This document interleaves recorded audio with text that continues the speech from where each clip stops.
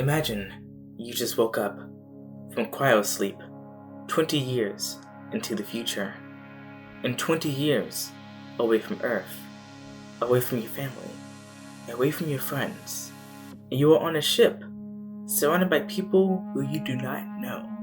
All the while, you and said people are being hunted down one by a mysterious creature or person, and all efforts to leave the ship are useless. You're far away from home. You can't make it out alone. You can't enter cryosleep again. That part of the ship has been removed. The ship itself doesn't want you to leave. The creature doesn't want you to leave. What do you do? That is pretty much the summary Hisaki Toriyama's 1987 sci-fi horror film, Lily C.A.T, which was banned in the United States. Why was it banned? Well, to answer that question, I went and watched this film. And before I can dive into the story, of course I gotta talk about the animation.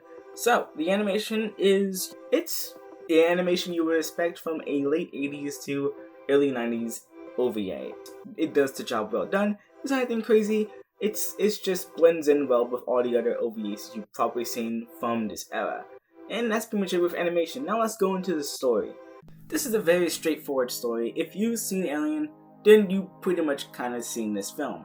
This film is taking place in the 23rd century. In the not so far distant future, companies have the technology to allow people to go from Earth to far distant planets in order to collect data for mining purposes.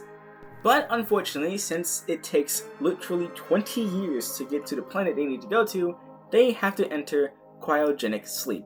And after 20 years, they've only aged up 1 month.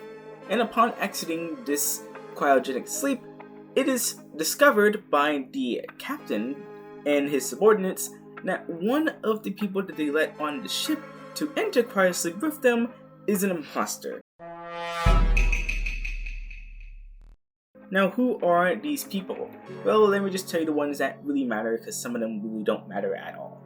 We got Jiro Takagi, I hope I pronounced that right, who is part of the Japanese division. Then we got Dick Barry, a Australian division member, and we got the president's daughter, Nancy, for some reason is on a ship that is going to leave Earth for 20 years. Why would the president allow his daughter to go into a ship for 20 years?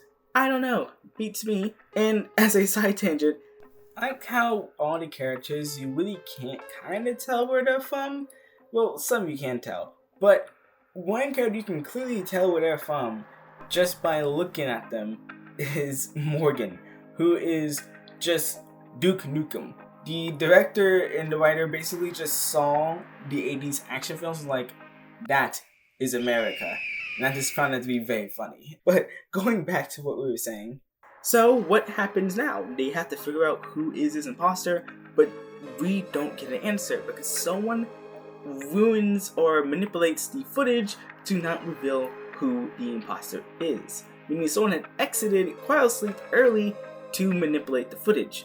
Now they have to figure out who is the imposter. But there's another issue. Apparently, while they were in cryosleep, something had entered the ship, and it is now picking everyone off one by one, with Morgan being the first of his victims.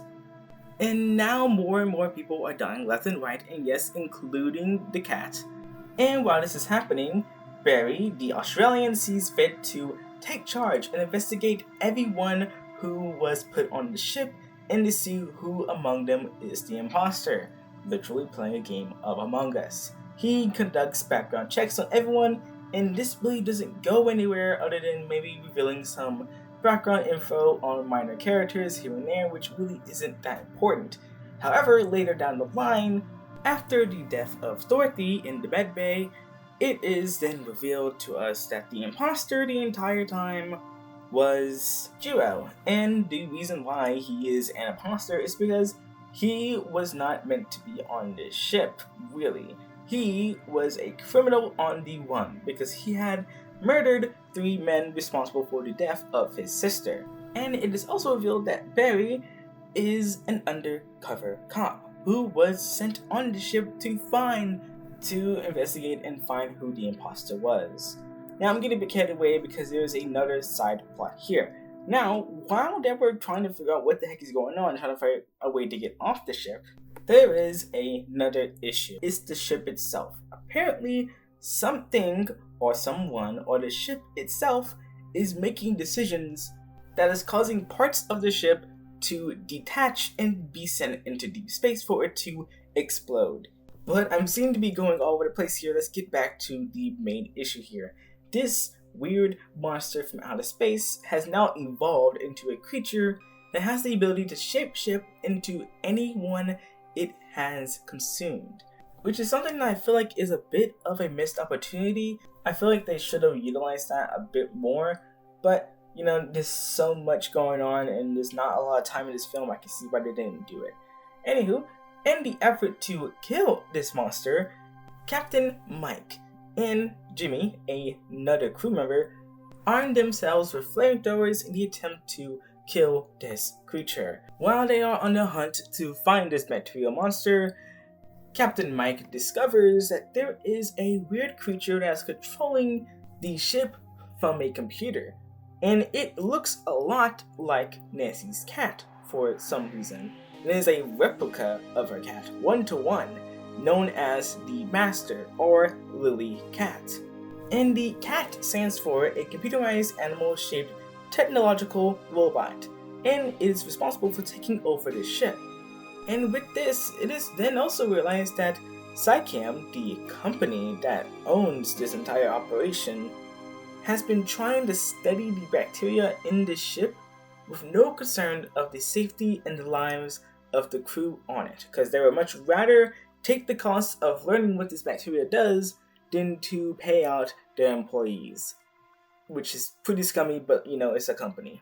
I mean, I'm not shocked at all.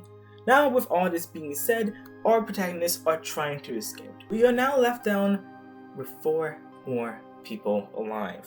Captain Mike, Jiro, Nancy, and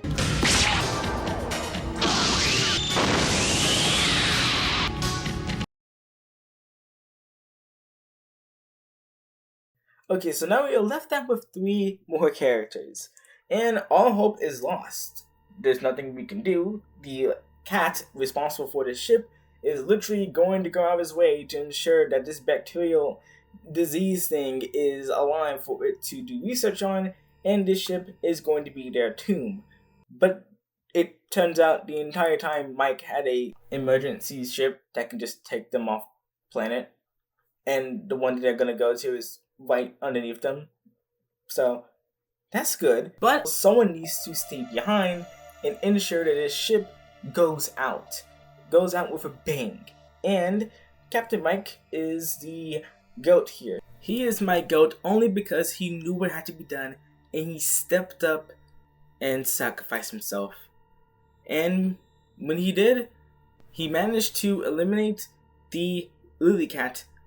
and the creature that was on board pretty much faded out when it was entering into orbit on the ship.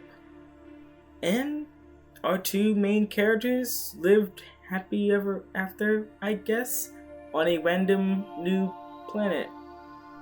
And that's how the story ends. So when I was watching this film, I was trying to find something that could make me realize, why was this movie banned? I'm trying to understand, why was it suited to not be appropriate for an American audience? And I could not figure it out at all. Compared to other OVAs I've seen in the past, this does not have a lot of gore, and it doesn't have a lot of nudity. It has it every once in a while, but nowhere near in comparison to something like a Wicked City or a Violence Jack.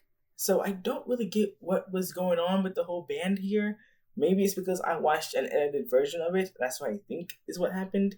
But even then, I don't really get the point of banning it. I don't think this was meant for a child audience. And I think an American audience would have been just fine with this, considering other OVAs haven't been banned like this. So, to answer why was this banned, I guess it was too violent.